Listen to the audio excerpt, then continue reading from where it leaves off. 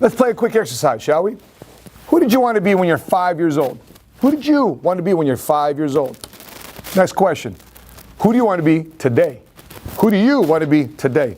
Drop your answer in the comment section below. I'd love to know what your answers are. Who you want to be at 5 years old, and what do you want to be today? I'll give you my answer to those two questions as we begin this episode of How to Think Like a Millionaire. Happening in 3, 2, 1, let's go.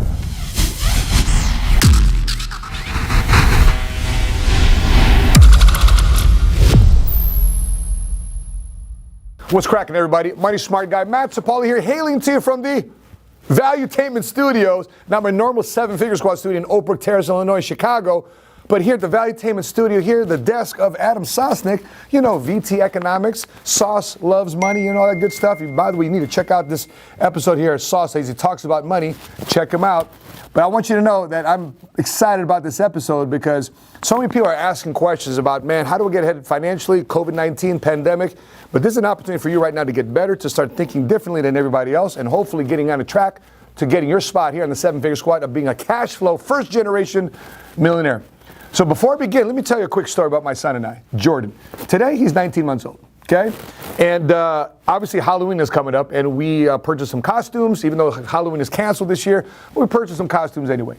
And since I spent some time with Damon John here, we spent some time with the shark, the people shark, of Shark Tank and an owner, creator, founder of FUBU. He got a Shark Tank outfit. Now, based on that Shark Tank costume, we also presented him another option. Jordan said, hey, Jordan, you want to be a shark or do you want to be his favorite character, Elmo? Why? Because his favorite song is Elmo's Happy Dance. What am I talking about? Happy, happy dance, dance. Happy, happy dance, dance. When we learn something new, we do the happy dance, dance. See, that's Jordan's favorite song. And so that being said, one of the first things he said outside of Mommy, Dada, Lola, Lolo, Jojo, he said, Emma. What? 19 months old, he's already saying new characters' names in his life. Now, with that being said, you ask yourself, what does it have to do with me thinking like a millionaire? It's got everything to do with you thinking like a millionaire. Now, let me give you my answer to the question we began this exercise with about what Matt Sapoli, Money Smart Guy, wanted to be at 5 years old versus who he wants to be today. So when I was 5 years old, I grew up during the late 70s, 80s, 90s. That was my era of growing up. Who did I want to be? I want to be Michael Jordan, man. Who doesn't want to be like Mike? Who doesn't want to be like Walter Payton, sweeten as the Chicago Bears? That's who I want to be. I want to be an athlete. So you want to know who I want to be today? Okay, let me give a personal answer to that question. I want to be the greatest kid that God has ever seen on earth. I want to have a relationship with my God, my Savior. Right? I don't care what anybody has to say about me. I care about one person's approval of me. I want to be a great husband. I want to make sure I'm there for Sheena, to serve God, to serve my wife, to be there as a father. Not to be necessarily be around my kids all the time, but be a great example for them, because I don't equate being a great example with being around my kids 24/7. I want to be a great example for them when they see their father. They see, man, that's a dad. That's a guy that inspires me. He's doing this in life. Nobody ever gave him anything. I can be who I want to be. I want to be that example to my kids. I want to be a great entrepreneur. I want to be an example for people who aspire to go from nowhere to somewhere, scratch to success, chump to champ. I want to be all these different things. So let's revisit the story of my son, Jordan, saying Elmo, even though he's wearing a shark outfit, right? Here's the reality. I know probably at 2, 3, 4, 5 years old, he'll want to be Elmo. Maybe 6 years old, Elmo. 7 years old, Elmo. But 8, 9, 10, he might want to be something differently. Teens, definitely somebody differently. 20s, 30s, definitely somebody differently. When he's a young man, a grown man, has his own family, he's got his own future.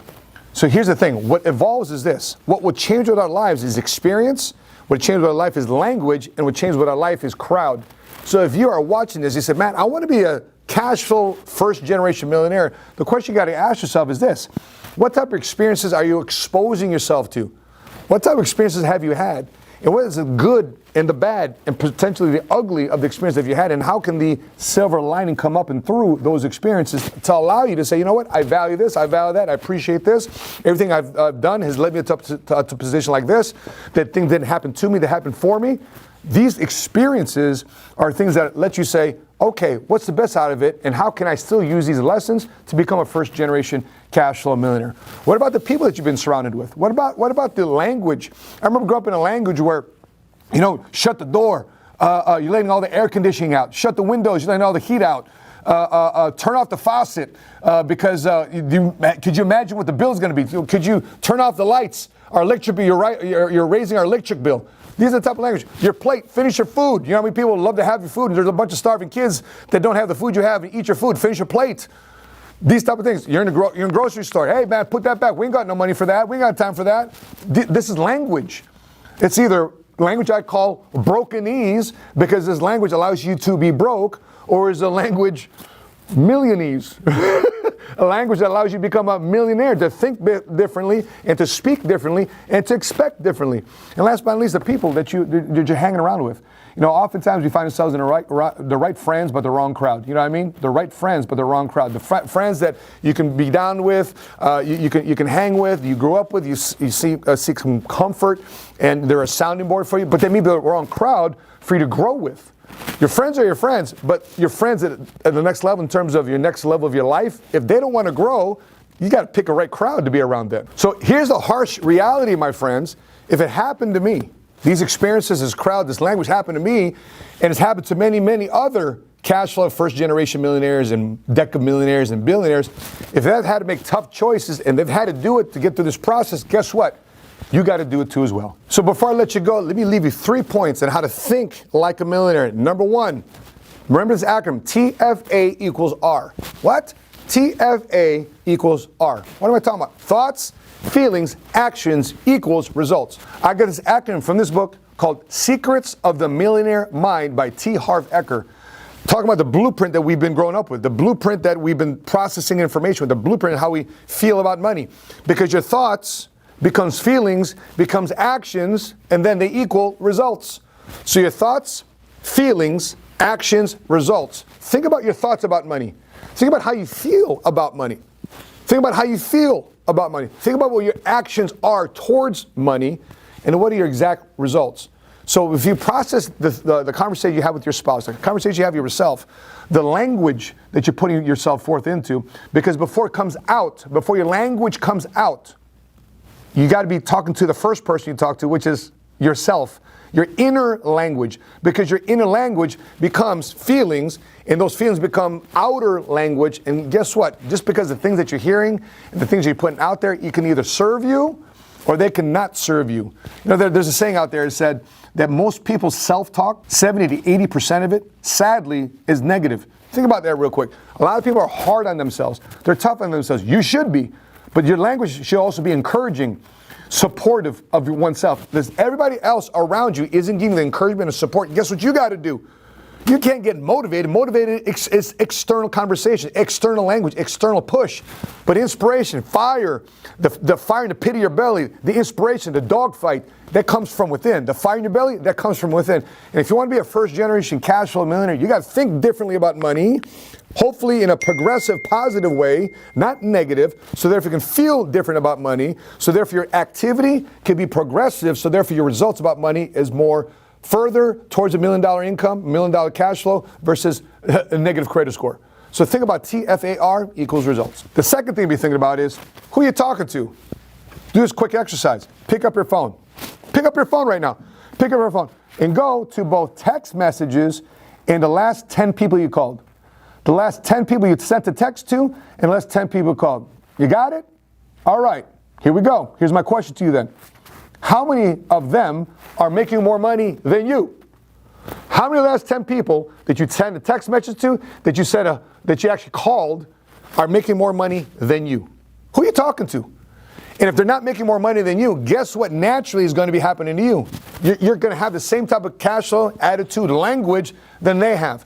If you're talking to people that make you feel uncomfortable because they're making more money than you, if you got to stand up and sit up a little bit more straight because you're talking to somebody that you have a deep amount of respect for, you're looking at somebody's example and the results are much more further ahead than what you're currently doing right now, and you tend to perk up a little bit and you're paying attention to it, you should be talking to them more often. So the question you got to ask yourself is, who are you talking to? Be conscious of that. Number 3, commitment is necessary for the long term. I'll give you an example. One of the features I love seeing on Facebook is Facebook memories. Facebook memories. You know what I'm talking about? Like, what did you do a year ago today? What did you do 5 years ago today? What did you do, in this case, 9 years ago today? Well, a Facebook memories popped up in my Facebook profile, and this is the picture of who was in my life 9 years ago based on Facebook memories. Okay? These guys would say, Matt, I'm all in. I want to do business with you. I'm gonna help you build an insurance agency. What's in it for me? I get to be a cash flow millionaire too as well. Boom, boom, boom, boom, boom. All these different things, okay? This picture comes up. Now, here's the reality. None of these guys are in business with me today. Zero. Now, I don't know what they're doing. Matter of fact, they couldn't even last with me 2-3 months. It was tough. It was uncomfortable. People told them no. They faced rejection. They faced moments of not making sales, so therefore they weren't making money. And they went back to doing what they're supposed to be doing. Now, I wish I could do a documentary today of these 3 guys about where are they now. You ever see those on ESPN Sports or sports documentaries? Where are they now? Now, here's the thing. None of these guys are first-generation cash flow millionaires. None of these guys. But think about where they would be now with me if they stuck with this decision for the long term. I'm in a valuetainment studio right now. We're having conversations with people with 9 and 12 figures. We're having conversations with people that shock you and blow your mind, the type of conversations who we're having conversations with. These guys aren't with me, and they won't be with me. So many people that you decide to go in business with first, the people that you have your initial partnerships with, you got to understand too that a lot of people just don't have the staying power to deal with being comfortable, being uncomfortable. And that's the journey of being a first-generation cash flow millionaire. So commitment for the long term is necessary. Before I let you go, I want you to read this book, Secrets of the Millionaire Mind by T. Harv Eker. I'll put a link in the descriptions below. I want you to read this book, listen to it, audio, I don't care. Read it, consume it. Help you understand the blueprint of becoming a millionaire by first the mindset, the blueprint, the internal game that you have to shift in order for you to strategize, which is my second recommendation. Watch this video here, how to strategize on overcoming the guilt of becoming a first-generation cash flow millionaire. A lot of people won't resonate with you. A lot of your friends, a lot of your family won't get you. The hours you got to put in, the time you got to put in, the skills and the craft you got to undergo, they won't understand it. But here's a video for you to process and how to overcome that guilt when you decide to handle pressure, when you go into stress, when you go all these things to better your family. The next video I want you to watch is with my mentor, CEO, when we were on a yacht here in Fort Lauderdale, in Boca Raton. We're talking about all the different homes that's inside this area in Florida and how different and significant it is because we're both military veterans. We both don't have a college degree, but yet we're living a lifestyle that people would dream of simply because of the decisions, the thoughts, these things that we discussed here in this video has been a follow-through of what we said a long time ago. With that being said, guys, this wraps up this video. I'd love to know what you're thinking. Drop it in the comment section below. Give me your feedback. Give me your biggest takeaway here about how you're starting to think differently, hopefully, about becoming a first-generation cash flow millionaire. That being said, guys, if you're watching this on Facebook, make sure you click like our Facebook business page, Money Smart Guy. If you're watching this on YouTube, make sure you click subscribe, hit notifications, be alerted next time we upload our next episode. Our journey is to 25,000 subscribers. So therefore, as soon as we get there, I'm giving out 3 books. Once we hit 25,000 subscribers, the first 3 people that we see that are dropping comments, that are subscribing and sharing our videos, they're the first 3 people to get a reward from me to you, which is a signed copy of a Wall Street Journal's best-selling book, Your Next 5 Moves, by my CEO mentor, Patrick Bet-David. The first 3 people to do it, once you cross 25,000 subs, you'll get from me to you, our address to you, whatever address you want us to send us to, a signed copy of Wall Street Journal's #1 best-selling book, Your Next 5 Moves. That being said, guys, I'm your Money Smart Guy here from the Valuetainment Studios. And until we meet again, continue to live smart, continue to love smart, and be money smart today.